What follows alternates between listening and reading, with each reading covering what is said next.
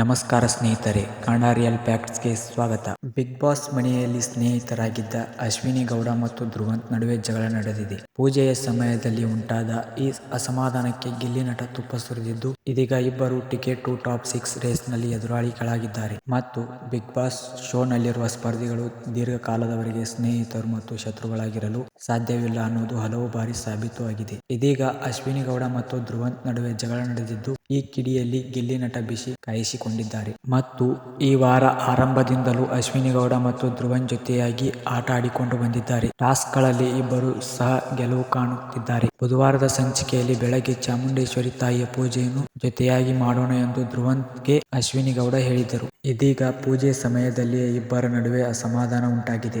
ಆದ್ರೆ ಯಾವ ಕಾರಣಕ್ಕೆ ಈ ಜಗಳ ನಡೆದಿದೆ ಅನ್ನೋದು ಪ್ರಮೋದಲ್ಲಿ ಸ್ಪಷ್ಟವಾಗಿಲ್ಲ.